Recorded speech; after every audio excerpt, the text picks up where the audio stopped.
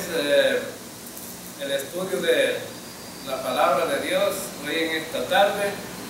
Y bueno, cuando estudiamos el Antiguo Testamento nos arroja luz para poder entender, ¿verdad?, muchas cosas del Nuevo Testamento. El Antiguo Testamento con el Nuevo Testamento se complementan uno con el otro, ¿no? Y entonces hacen un solo tratado. Y cuando estudiamos algunos temas del Nuevo Testamento, inmediatamente nos podemos trasladar por qué, ¿verdad?, sucedieron esas cosas, porque ya en el Antiguo Testamento hemos visto cómo, por ejemplo, estamos estudiando hoy, este día, la vida de los reyes. Y nos damos cuenta cómo llega pues Jesucristo a su nacimiento con un tiempo de silencio de 400 años, que no se comunicaba a Dios con el hombre. Y vemos pues cómo estaba la gente en ese tiempo. Y Juan el Bautista vino predicando el arrepentimiento, ¿verdad?, que cambiaron de forma de pensar el pueblo de Israel, y de igual manera Jesucristo. ¿Y por qué es que ellos predicaron así? Bueno, porque la idea era establecer el reino. Y aquí en este libro que estamos estudiando sobre los reyes, nos damos cuenta que a David se le dio una promesa, ¿no?, de que el reino de él iba a ser eterno. Pero después de Salomón vimos que el reino se dividió, y lo que hemos estado viendo es simplemente los reyes más degenerados de la historia. No vimos a través de todos los reyes de Israel, fueron algunas cosas muy escasas que se podían rescatar de esos reyes, para decir que era algo bueno que ellos hicieron. Todos se volvieron en contra de Dios. Igual habíamos dejado entonces por un lado a Judá durante el tiempo, y ahora vamos a iniciar a estudiar a Judá, entonces los reyes de Judá. Ahora vamos a ver el capítulo 18 del segundo libro de Reyes, y se trata del rey Ezequías, un rey que cambia la historia, pero que al final, cuando estudiamos, vamos a estudiar por lo menos durante unos 3 capítulos la vida de este hombre. Y también, si ustedes quieren tener más referencia de Ezequías, pueden ir al segundo libro de Crónicas a partir del capítulo 29, 30 y 31.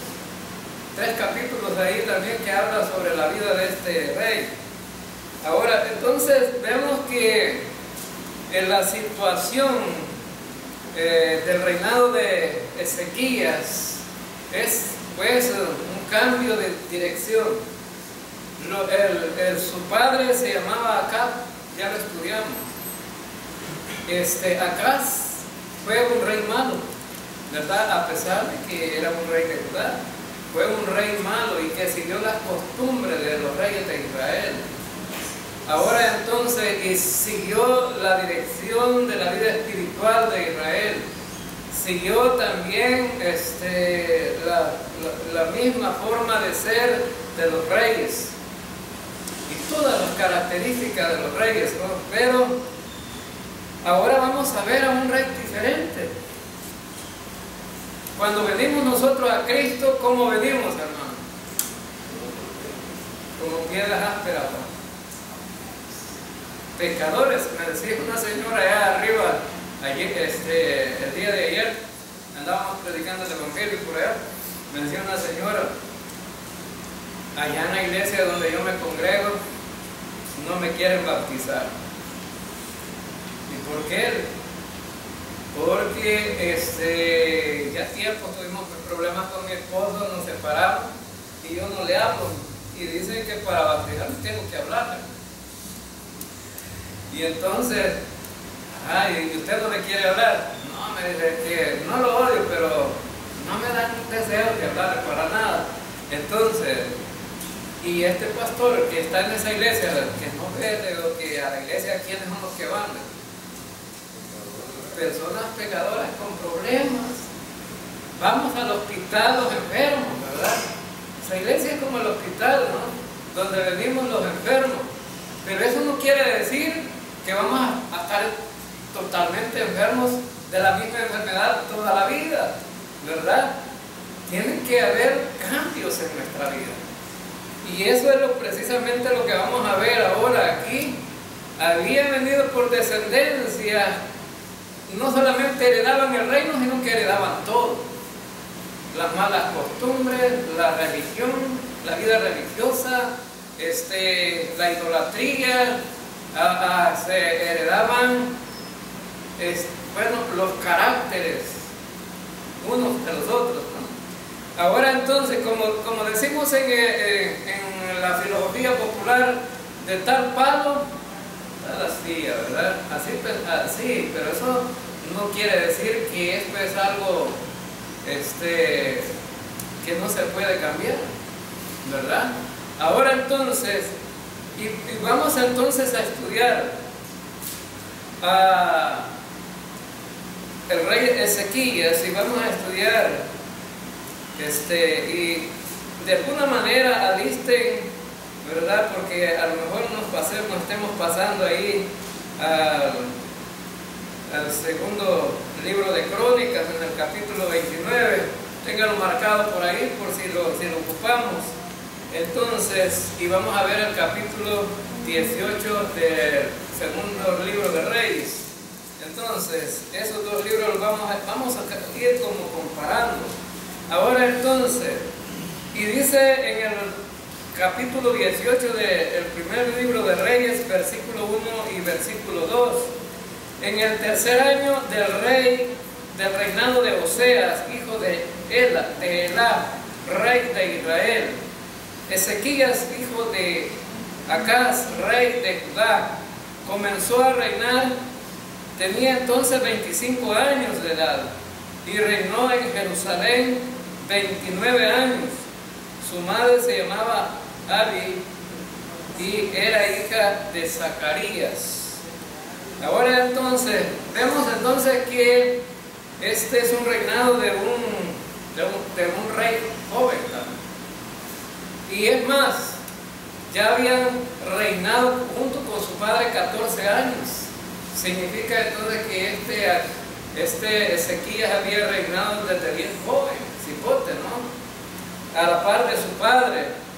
Pero ahora lo vemos de 25 años de edad. Ahora entonces, es un llamamiento muy especial. Es decir, este rey nos va a mostrar un carácter verdadero de un creyente genuino y verdadero, ¿verdad? Ahora, en la iglesia muchas veces tenemos muchos creyentes, pero hay algunos creyentes que todavía no se alinean, ¿no?, sobre el llamado que Dios les ha hecho. Todavía quieren estar en la iglesia y fuera de la iglesia, quieren seguir a Dios y quieren seguir al mundo, es decir, no toman una decisión fundamentada verdaderamente en una sola cosa. Y eso para la vida de un creyente es malo, ¿verdad? Jesús dijo: cualquiera que pone la mano en el arado no puede volver a ver atrás. Un creyente ya no debe de volver a ver atrás. ¿Por qué? Porque verdaderamente si mira atrás se va a desviar. Ahora entonces el creyente debe de poner su mirada siempre hacia adelante, ¿verdad? Siempre hacia adelante. Ahora entonces, y la meta final es siempre el supremo llamamiento, como dijo el apóstol Pablo, ¿verdad? Y el blanco es ¿quién? Es Cristo, siempre Cristo. Ahora entonces, vemos aquí entonces que Este era un rey joven. Ahora, y dice el versículo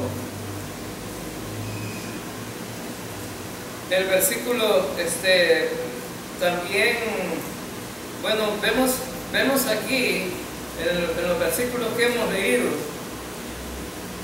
que reinó en Jerusalén 29 años, un reinado bastante largo, ¿no? 29 años, 29 años. Y con los otros 14 años que reinó a la par de su padre, vemos ahí que bien desde el cipote, ¿no? Reinó y pues se le hacía un reinado bastante largo.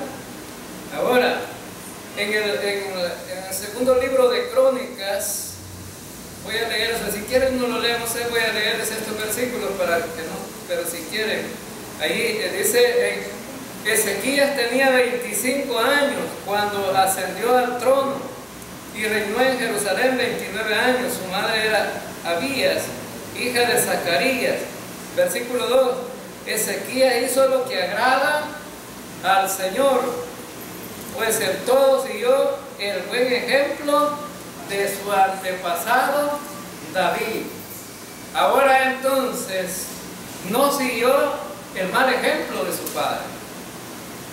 Para recordarles un poco cuál fue el mal ejemplo de su padre, en el segundo libro de Reyes, capítulo 16, versículo 3, dice, antes anduvo Acaz, antes anduvo en el camino de los reyes de Israel. Y ya vimos, hermanos, que cuál era el problema de los reyes de Israel. Hay como 3 o 4 cosas que las hemos estado repitiendo, ¿verdad? Una de las cosas es que hicieron 2 becerros de oro para adorar a Dios, al Dios verdadero, en representación del Dios verdadero. Dios no está de acuerdo con eso, ¿no? Segunda cosa, hicieron su propia religión, es decir, nombraron sacerdotes que no eran los sacerdotes de la tribu de Leví, hicieron su propia fiestas que Dios no había mandado que las hicieran. Entonces, y la idolatría era lo número 1. Y dentro de esa idolatría, una degeneración social de la vida de Israel.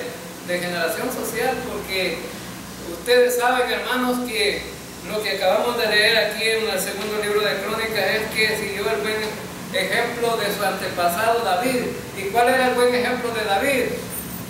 David solamente tiene un problemita, como un pelo en la sopa, ¿verdad? Y aquellos que son asquerosos, un pelo en la sopa, ya no quieren comerse la comida, ¿no? O una tortilla que trae un pelo, ya no se la comen. Pero David simplemente el problema de Betsabé, ese. Pero de ahí David, en cuanto a la adoración, en cuanto a buscar a Dios, número 1. Y David no se quedaba sin buscar a Dios. Tenía una pasión por buscar a Dios. Entonces, precisamente es el ejemplo. Ahora, Israel vivía en una sociedad corrompida, alejada de Dios, y todo lo que hacían les iba mal, pues. Ahora, al estar lejos de Dios, hermano, es seguro que al creyente le va a ir mal. Esa es una realidad. Estar lejos de Dios es un problema. Ahora entonces Israel siempre estaba lejos de Dios, pero les iba mal, les iba mal, les iba mal, a todos los reyes les iba mal, y eran castigados, eran disciplinados. Y aquí vemos el ejemplo del propio padre de Ezequías. También, no solamente dice que este hombre sacrificó a su hijo al dios Moloch. Fíjense bien, ¿y de quién era esa costumbre? ¿Esa costumbre era de Israel? No, era de los pueblos paganos. Dios les dijo, no hagan lo que los paganos hacen. Pero vemos entonces que a veces somos necios y dejamos al Dios verdadero por seguir dioses falsos. Pero lo seguro es que a cada uno que deje al Dios verdadero le va a ir mal, ¿verdad? Otra de las cosas que hizo este hombre es que saqueó el templo de Dios. Sacó el tesoro, lo que había, y desmanteló el templo. Es más, hermanos, en el libro de Crónicas dice que cerraron el templo, ya los candelabros ya no se encendían, porque habían hecho un altar dentro de ese templo a un dios pagano, a un ídolo, y también, o sea que ya no se celebraba el culto, pues. Los sacerdotes que estaban en el templo fueron desterrados. ¿Y sabe a dónde se fueron? ¿A qué fueron los sacerdotes? Pues? Los sacerdotes le fueron a cultivar la tierra. Ese no era su trabajo. Entonces los sacerdotes tuvieron que irse del templo porque este rey lo sacó y puso sus propios sacerdotes. Ahora entonces, no tiene ningún sentido, hermanos, que los creyentes, si nos reunimos, ¿es para qué, hermano? Para alabar, para glorificar, para exaltar al Rey de Reyes. Pero no tiene ningún sentido si uno va para otra cosa, ¿no? Entonces, el rey de Israel había cerrado el templo, ya no se celebraba el culto, ya no se hacían los sacrificios, ya no se hacía nada de eso. Es decir, totalmente a cero. La vida religiosa de Israel se había terminado. O sea, la búsqueda del Dios verdadero había caducado ahí. Es decir, no había, ustedes saben, hermanos, que el sacrificio en el templo era tan esencial para la vida del pueblo de Israel. ¿Por qué? Porque es una ilustración de Cristo. Porque ese sacrificio de ese cordero representaba que los pecados del pueblo allí eran cubiertos, ¿verdad? Y para que la gente estuviera en armonía con Dios. Pero la gente ya no hacía eso. El pueblo estaba, cuando vino Jesús, ¿cómo dice que ayudó al pueblo? ¿Cómo ayudó al pueblo Jesús cuando vino aquí y desarrolló su ministerio? Como ovejas que no tienen pastor. Porque los sacerdotes ya no cumplieron con su rol. Ahora entonces, y vemos entonces que todo lo que se hacía en el templo se dejó de hacer. Ahora entonces, y por eso es que, bueno, la vida de Israel fracasó y ahora la vida de los reyes de Judá iba también por el mismo camino y la misma dirección. Ahora entonces, y dice que, bueno, además de edificar ese altar, el mismo sacerdote, el mismo jefe de los sacerdotes, le hizo caso al rey. No tuvo la capacidad de advertir al rey lo que les podía pasar.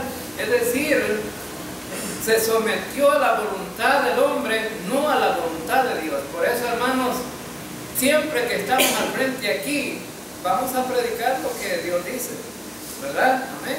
Vamos a predicar lo que Dios dice, no lo que la gente dice. Hoy en día vemos iglesias que, bueno, que tienen características muy lejanas de la voluntad de Dios. Fíjense bien, a la gente la junta directiva de la iglesia le dice al pastor: mire, pastor, ¿por qué no hacemos cultos cortitos para que la gente no se nos aburra? Hagamos cultos cortitos, cantemos una hora y prediquemos unos 15 minutos. Ahora entonces, esa no era la voluntad de Dios. Ahora, si vemos en el Antiguo Testamento, cuando los profetas de Dios dieron los sermones, cuando, bueno, es más, aquí en el libro de Crónicas, dice que Ezequías ordenó que se restaurara el culto, pero que se leyera también la Biblia.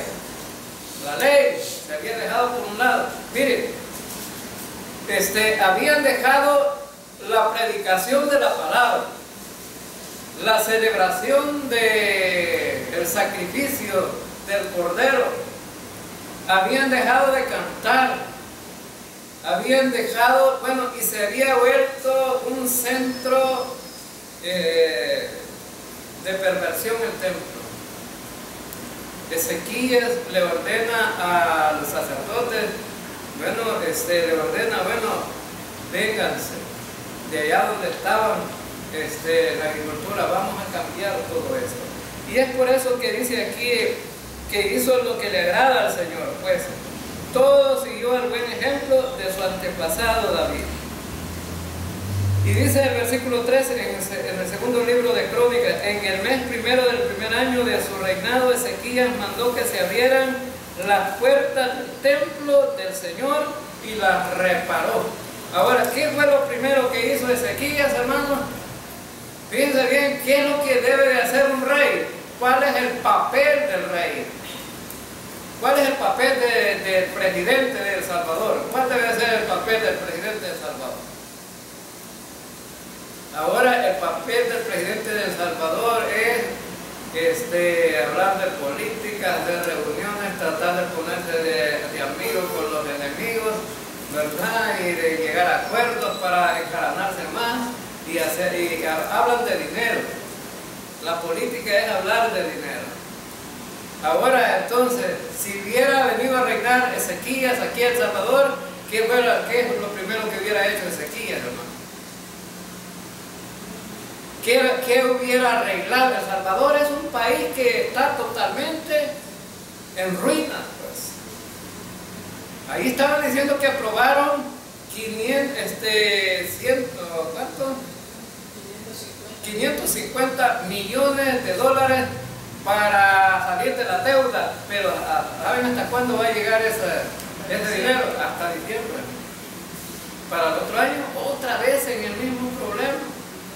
Y estaban diciendo unos economistas, dándole consejos al gobierno y a los diputados y a todo lo que tiene que ver con la política, que se pongan de acuerdo para arreglar el problema para el otro año. Ahora entonces, ¿qué hubiera hecho primero Ezequías? ¿Creen ustedes que hubiera venido a hablar Ezequías del dinero, de la plata?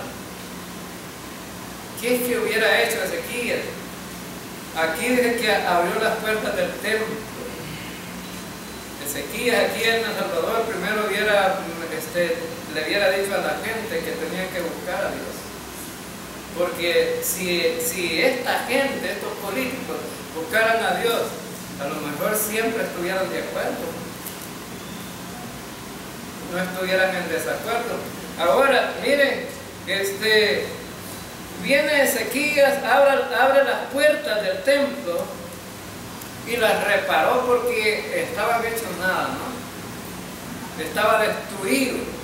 Ahora entonces, y dice que, bueno, en la plaza oriental convocó a los sacerdotes y a los levitas y les dijo: levitas, escúchenme, purifíquense ustedes y purifiquen también el templo del Señor, Dios de sus antepasados, y saquen las cosas profanas que hay en el santuario.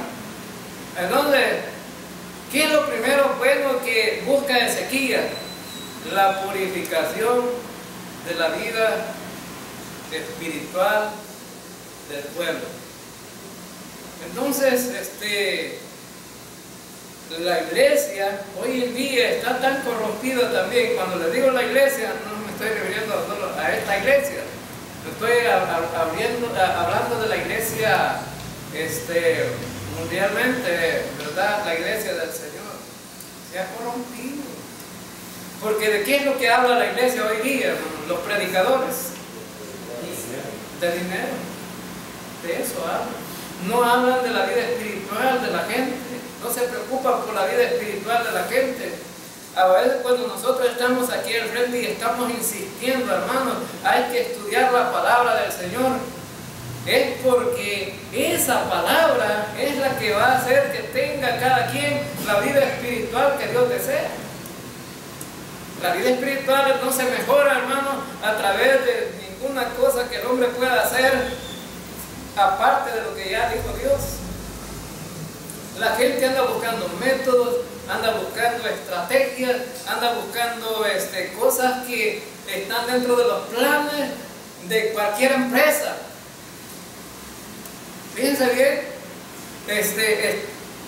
dentro de las iglesias han metido una estrategia de las células, que es lo que hace también una empresa que vende productos, que se llama Amway. Es lo mismo, que se vaya repudiendo tú, ¿verdad? Tienes 2 asociados, estos 2 asociados tienen que tener otros 2 asociados y hacen un grupo que ya tiene como 20 personas. Es una célula. ¿Cuánto hizo célula Jesucristo, hermano? Bueno, y en esa célula, ¿cuál es la terapia que le dan? Le dan una terapia que se llama, una motivación, cómo superarse. Cómo superarse económicamente, ni siquiera espiritual, ¿verdad? Dice, les hablan acerca de que vas a tener dinero, de que vas a prosperar, de que vas a ser, bueno, un hombre exitoso. Y hasta, ¿verdad? Entonces, vemos que eso mismo es lo que han metido a las iglesias hoy día. Jesucristo se fue, ¿verdad?, a la gente y les predicó el sermón. Y eso es lo que tenemos que hacer, predicar el sermón a la gente. Y esa es la responsabilidad nuestra, ¿verdad? Ezequiel dijo, bueno, aquí está mala la cosa. Lo primero que vamos a hacer es restaurar el templo. Pero no solamente, imagínense que hubieran hecho el templo, lo hubieran pulido y todo. Hubieran hecho todo lo que estaba como antes. Pero la gente seguía igual, ¿verdad? Que no había ningún cambio. Pues. Y el interés más grande de Dios son los edificios o es la gente. Es la gente. Entonces, hermanos, nosotros aquí podemos seguir puliendo más este templo y hacer una y otra cosa, pero el interés de Dios no es eso. El interés de Dios es que usted, hermano, crezca espiritualmente, se limpie de aquellas cosas que le van a afectar en su vida espiritual. Y eso es lo que va David, dice, bueno, en primer lugar debe de empezar todo esto con el liderazgo, ¿no? No dice, ustedes necesitan limpiarse, les digo Ezequiel a los sacerdotes, purifíquense. Y la purificación, ¿cómo creen ustedes que la hacían? Era un rito, que se lavaban con agua. Pero en sí la esencia de ese rito, ¿a qué nos lleva? A tener un cambio en nuestra vida, ¿verdad? En nuestra vida como creyentes. En sí el bautismo, hermanos, cuando llevamos a bautizar a la gente, le quita pecado a la gente, lo hace a la gente más pulida del bautismo. No, simplemente un símbolo, pero ese símbolo representa que nosotros tenemos que tener un cambio de vida. Estás muerto con Cristo y resucitado con Él. Ahora, ¿qué significa eso de resucitado con Él? Significa que eres una persona diferente a las personas del mundo. Hay algunos hermanos que no han entendido cómo funciona eso, porque el hermano, un hermano que pastoreó aquí, cuando fuimos a bautizarnos nosotros, vaya, le dijo a todos los niños que andaban bañándose ahí en la piscina de Moncagua, ahí me fui a bautizar yo en la piscina de Moncagua. le dijo a todos los niños, sálganse de aquí porque vamos a bautizar a estos, éramos como 5, ¿verdad? Y dijo, vamos a bautizar a estos hermanos, y estos hermanos, los pecados de ellos se les van a pegar a ustedes. Entonces eso es falso, ¿no? Pero esa era la creencia de él, ¿no? Ahora entonces, pero ¿qué es lo que cuando uno va, ¿verdad? Y es creyente, ha confiado en Cristo, dice en el capítulo 5, versículo 17 de 2 Corintios, de modo que si uno, ¿verdad?, ha confiado en Cristo, nueva criatura es. Las cosas viejas pasaron. Ahora no, ¿de qué cosas viejas está hablando? No está hablando de la señora, no está hablando de los muebles, no está hablando de nada de eso, ¿verdad? Está hablando de esa vida que deja atrás, esa vida del mundo. Y una vida que va a tener un cambio a través del proceso de transformación del ser humano, ¿verdad? No vamos a ser los mismos siempre. Tiene que haber un arrastre de algo nuevo en nuestra vida, hermano. Pero tenemos que dejar que el Espíritu Santo vaya trabajando en nuestra vida. Este hombre les dijo a los sacerdotes, purifíquense ustedes, purifiquen el templo del Señor, Dios de sus antepasados, y saquen las cosas profanas que hay en el santuario. Es un hecho que nuestros antepasados se rebelaron e hicieron lo que ofende al Señor, nuestro Dios, y que lo abandonaron. Es también un hecho que le dieron la espalda al Señor y que despreciaron el lugar donde Él habita. Asimismo cerraron las puertas del atrio, apagaron las lámparas y dejaron de quemar incienso y de ofrecer holocaustos en el santuario al Dios de Israel. Por eso la ira del Señor cayó sobre Judá y Jerusalén y los convirtió en objeto de horror, de desolación y de burla, tal como ustedes pueden verlo ahora con sus propios ojos. Por eso nuestros antepasados murieron a filo de espada, y nuestros hijos, nuestras hijas y nuestras mujeres fueron llevados al cautiverio. Y me pongo ahora a hacer un pacto con el Señor Dios de Israel para que retire de nosotros su ardiente ira. Ahora, qué importante este versículo 10, ¿verdad? Ahora entonces, dice Ezequías, nuestros antepasados hicieron lo malo.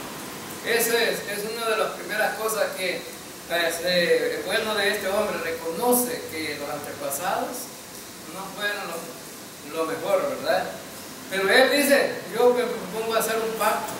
Pero en los pactos que oímos hoy en las predicaciones hoy día, ¿de qué habla la gente? De tener un pacto, de dar dinero. Si tú das dinero, vas a tener más dinero. No se trata de eso. ¿Cuál era el pacto que estaba haciendo Ezequías? Estaba haciendo el pacto, le dice a Dios, voy a restaurar el templo, voy a abrir las puertas del templo, voy a restaurar todos los utensilios del templo, voy a sacrificar los animales y vamos a tener alabanza, vamos a tener oración, vamos a tener todo lo que hacíamos antes en el templo. Ese es el pacto que haces aquí. No le está reclamando a Dios, diciéndole, si tú me das plata, te voy a dar mi vida, como muchos le dicen. Si tú me das dinero, Señor, me das salud, me das todo lo que yo te pido, entonces yo te doy mi vida. Y la vida le pertenece a Dios, no nos pertenece a nosotros. Entonces, vemos que Ezequías, siguió el buen ejemplo de David. David era un hombre de adoración. Todos los salmos que él escribió son canciones a Dios. Y David se interesaba en el canto, ¿no? Y si ustedes continúan leyendo este capítulo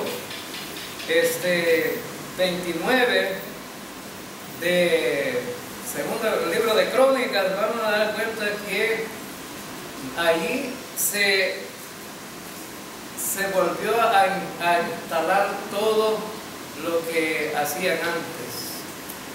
La alabanza volvió otra vez. Y sabían ustedes que David tenía un coro. Muchos salmos ya lo hemos leído, pero estaba estudiando la historia de David y dice que David tenía un coro de 5,000 personas y tenía instrumentos para tocar la música. Ahora entonces resulta que era una adoración tremenda en el templo, ¿no? Una adoración tremenda en el templo. Ahora entonces, y algo interesante, ¿no? Cuando hablamos de la alabanza es precisamente decirle a Dios lo que tú sientes dentro de ti, ¿verdad? Esa es la alabanza, y por eso David contaba su vida al Señor. Ahora entonces, y a los levitas les dice Ezequías: vengan ustedes, purifiquen, continúen en el ministerio. Lo vuelve a restablecer el ministerio. Y ese llamado es importante, hermanos, porque los ministerios de un creyente no se deben de dejar. Hay dos cosas importantes aquí. Si Dios te ha llamado, tienes que seguir en el ministerio. Si Dios no te ha llamado, deja de insistir. Porque si dejas el ministerio al que Dios te ha llamado, te va a ir mal. Pero si insistes en tener un ministerio al que Dios no te ha llamado, te va a ir mal también. Ahora entonces, pero los ministerios de Dios, los ministerios que Dios da son irrevocables. Ahora entonces, y vemos que siguió el ejemplo de su padre David. Ahora en el versículo 3 así dice, ¿verdad? Hizo lo recto a los ojos de Jehová. Estamos en 2 de Reyes capítulo 18. Y siguió el ejemplo de David, su padre. Ahora entonces, y vemos que esto era tan importante, ¿no? Tan importante. Y por eso hoy día podemos decir, hermanos, no podemos seguir en lo mismo que hicieron los padres. Aquí vemos un ejemplo claro. Los hijos no tienen que seguir el mal ejemplo de sus padres. Si los padres tienen un mal ejemplo, los hijos debemos hacer la diferencia, ¿no? En eso. Ahora entonces, y vemos pues que una de las cosas fundamentales es continuar bien establecido en la vida cristiana a la que Dios nos ha llamado. Continuar bien establecidos. Hermanos, no hay que ser creyentes a medias. No hay que ser de esos creyentes, ¿verdad? Mediocres. Hay que estar bien establecidos y fundamentados. Ahora entonces, un hombre, un rey en la Edad Media, le dijo a un creyente: deja de ser creyente. Si no dejas de ser creyente, te voy a desterrar de mi reino.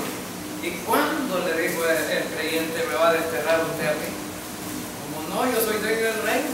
Sí, le dije, pero el Señor ha dicho: nunca te dejaré ni te desampararé, aunque usted me destierre, pero tengo un Dios todopoderoso, yo no lo dejo. No puedo dejar a Cristo. Bueno, le dijo, te voy a quitar todos los bienes que tú tienes.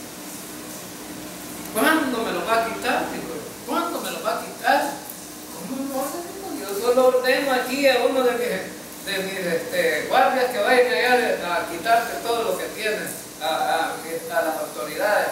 ¿Cuándo? Si mis tesoros están en el cielo, no están en esta tierra. Es un creyente fundamentado que no tenía apego a las cosas de aquí, ¿verdad? Este mundo. Bueno, le dijo, le dijo, entonces si no haces eso te voy a mandar a matarte, el rey. yo hace 40 años estoy muerto, le dijo.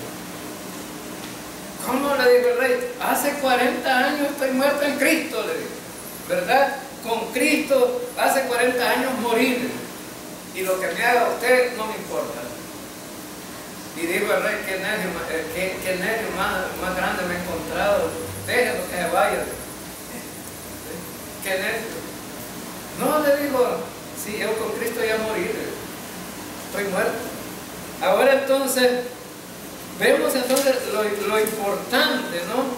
Entonces, y vemos entonces que el rey Ezequías, bueno, hizo grandes cambios, ¿verdad? Grandes cambios. Versículo 4 dice que quitó los lugares altos, derribó los pilares sagrados, cortó la acera, también hizo pedazos la serpiente de bronce que Moisés había hecho, porque hasta aquellos días los hijos de Israel le quemaban incienso y le llamaban Neustán. Ahora entonces, lo que encontramos aquí, ¿no? Quitó toda la idolatría, derribó toda la idolatría. Ahora entonces, hermanos, este hombre estaba interesado en quitar todo lo que nos aparta de Dios. Ahora entonces, nosotros también tenemos que valorar eso y ser como este hombre, ¿verdad? Quitar todo aquello que nos aparta de Dios. Como creyentes, ¿no? Como iglesia, necesitamos quitar todo eso que ofende a Dios. Ya viene el carnaval de San Miguel, ¿verdad? ¿No? ¿Cuándo es el carnaval de San Miguel? Hoy es el fin de este mes, me imagino, ¿no? Ahora, me parece que es el 26, ¿verdad? Entonces, a ver cuántos creyentes no dejan esa idolatría, ¿verdad? Ahí por el TVO aparecen los creyentes, ¿verdad? Ahí se ve, le ponen la cámara, ¿verdad?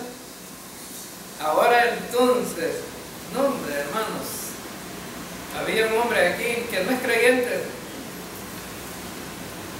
y un día que iba para el carnaval, ya no hallaban que ir, y le dijimos nosotros ahí, no vayas, te puede ir mal, es peligroso, quédate aquí, hombre, no vayas. No, hombre, ustedes dicen como son creyentes, no les gustan estas cosas, pero yo quiero ir a ese carnaval. Al fin cogí un carrito donde fue llegando a San Miguel, como estaba tan lleno de gente, no miraban las cosas, los de pago, ¿verdad? Entonces habían quitado el hierro que ponen ahí y se fue en el hoyo y salió todo pelado y todo golpeado hasta de la frente. Y el siguiente día que lo vimos, le dije, ¿y qué te pasó? No, usted me echaron la falda. Porque ustedes no me querían dejar ir, por eso fue que me fue mal. Nosotros te decíamos que si te quedabas te iba a ir bien, si no hubiera sido, no te hubiera pasado nada. Bueno, entonces a los creyentes yo les digo, no se vayan, les va a ir mal, si se apartan de Dios, les va mal, hermanos, les va a ir mal. Ahora entonces, y dice aquí, ¿verdad? Entonces que nadie se había atrevido a quitar la idolatría de esta gente, ¿verdad? Nadie había tenido el valor de ir en contra de los padres. Ezequías hizo lo contrario, ¿verdad? Hizo todo lo contrario que su padre. Ahora, esa serpiente de bronce, ¿sabe cuántos años la tuvieron en idolatría el pueblo de Israel? 800 años duró la idolatría de esa serpiente. ¿Saben para qué era la serpiente? En el desierto las serpientes estaban mordiendo al pueblo de Israel y resulta que le dijo Dios a Moisés, levanta una serpiente en una vara en lo alto y todo el que mire la serpiente no va a morir, pero el que no mire la serpiente va a morir. Era un acto de fe, ¿verdad? ¿Sabe qué significa Neustán? estaba hecha de bronce y significa que no tenía ningún valor. No tenía ningún valor, ningún poder. Pero la gente le da poder muchas veces a los ídolos, ¿no? Y es la gente que le da el valor.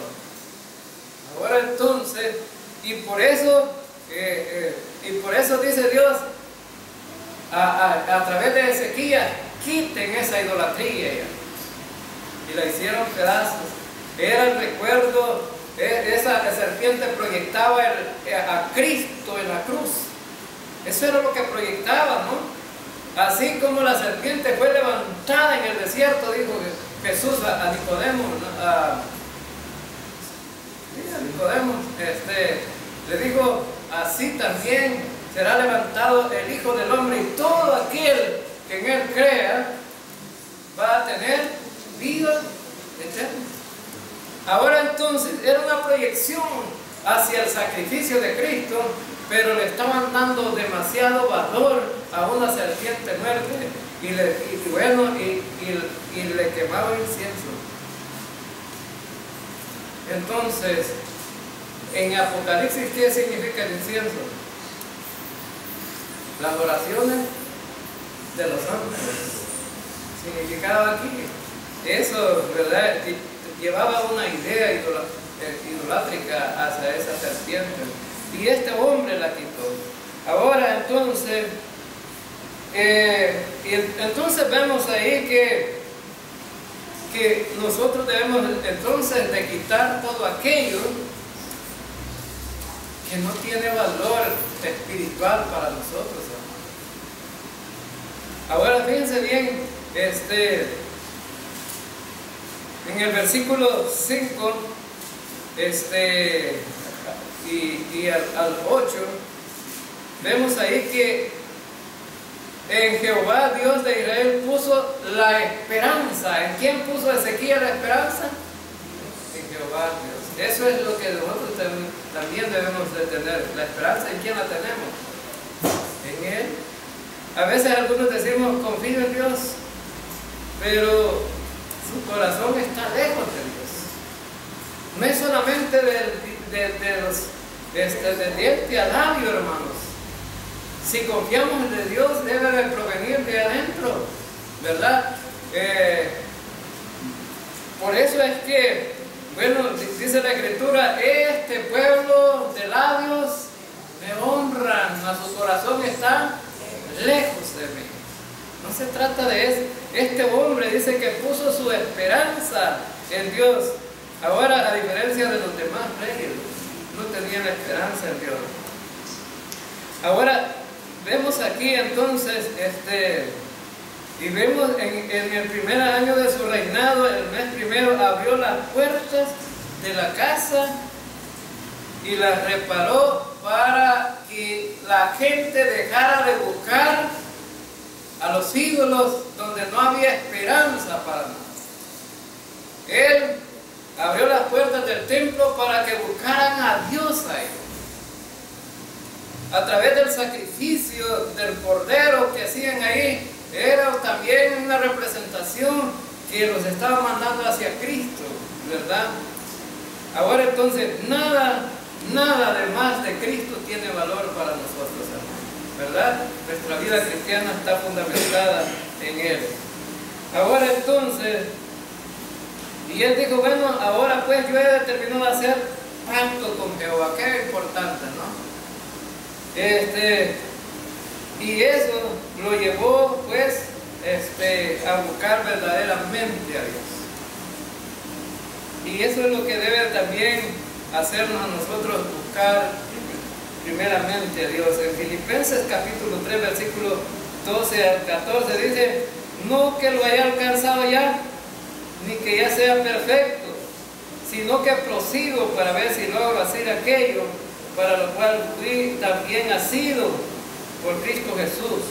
Hermanos, yo no pretendo haberlo ya alcanzado, pero una cosa hago, olvidándome ciertamente lo que queda atrás y extendiéndome a lo que está adelante, prosigo a la meta, al premio del supremo llamamiento de Dios en Cristo Jesús. Eso fue lo que hizo Ezequías.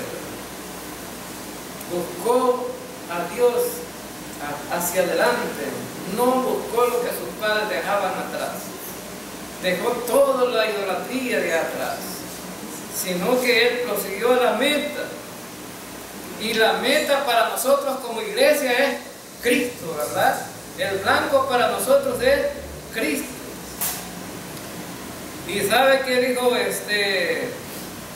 dijo Pablo? He peleado la buena batalla, he acabado la carrera, he guardado la fe. Este hombre que dijo, no es que ya lo haya alcanzado, primero digo esto, no es que prosigo al blanco, prosigo a la meta. Eso dijo Pablo, olvidando lo que queda atrás. Pero cuando llegó el fin de Pablo, tuvo la seguridad de decir, he peleado la buena batalla. ¿Cuántos de nosotros, hermanos, no han empezado todavía a pelear la buena batalla? La buena batalla no se pelea siendo solamente un creyente nominal, un creyente de nombre, pues, ¿verdad? No, la buena batalla se pelea en la acción. Los soldados, ¿verdad?, que no pelean la buena batalla solo por estar en el cuartel. ¿Cuándo es que pelean? Cuando van al frente, ¿no? Ahora entonces, los creyentes debemos de, con esos ministerios que tenemos, pues enfrentarnos, ¿no? Siempre aquel que no tiene problemas en la vida cristiana es porque no le sirve al Señor. Todos los que servimos al Señor tenemos grandes problemas. ¿Por qué? Porque al diablo no le gusta. Al diablo no le gusta. Y a veces usted va a servir al Señor y un ratito antes ya ocurrió una cosa ahí que ya no es, porque el diablo se mete, ¿no? Ahora entonces, pero Pablo dijo, he peleado la buena batalla, he acabado la carrera. ¿Cuántos de nosotros vamos a tener el valor de decir eso? He acabado la carrera. ¿Cuál fue la carrera de Pablo, hermano? No es que lo sacaron, no es que salió a la carrera y llegó, ¿verdad? La carrera de Pablo es que le dieron un ministerio. ¿Y cuál era el ministerio de Pablo? Cuando Jesús lo llamó, le dijo, Pablo, ¿verdad? Bueno, dura cosas contra la aguijón, pero sabes una cosa, andate para allá abajo, le dijo, para no me recuerdo bien quién fue que lo acogió en su casa. Un hombre lo acogió en su casa allá en Damasco y ¿sabe qué? Le dijo Ananías, no, así, Ananías. Entonces, y resulta que a este hombre le dijo Dios, cuídame a este hombre, y luego pues vamos a restaurarlo, porque este hombre me es útil. Y cuando Dios habló con Pablo, le dijo, bueno, me vas a ir a predicar a los gentiles, vas a predicarle a los reyes, a los gobernantes. Esa es tu tarea. Le predicó a los gentiles Pablo, ¿no? Y lo hizo a medias o lo hizo con ganas. No, tenía pasión por predicar el evangelio. Le predicó a los reyes, le predicó a los gobernantes. ¿Acabó la carrera? Sí, la acabó. Ahora entonces, por eso nosotros, ¿ven que un pastor no se puede jubilar? Quizás podría jubilar con el gobierno, pero no con Dios, ¿verdad? Porque está registrado ahí con el gobierno al cumplir los años de servicio. Pero con Dios hasta que llegue el fin de la muerte. Ahora entonces, y vemos aquí que Pablo tuvo ese poder para... Y por eso dice aquí, por lo demás me está reservada la corona de justicia, la cual me dará el Señor juez justo en aquel día. Y no solo a mí, sino también a todos los que aman su venida. Entonces ahí tenemos, hermanos, que Dios no se queda con nada. Dios recompensa. Pero hay que ser también comprometido con Dios.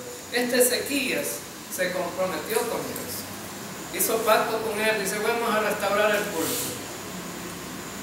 Imagínense ustedes que aquí en este templo, en lugar de predicar, hacer el culto, alabar a Dios, tuviéramos otro tipo de reunión, como las que tenían allá en el tiempo de Ezequías.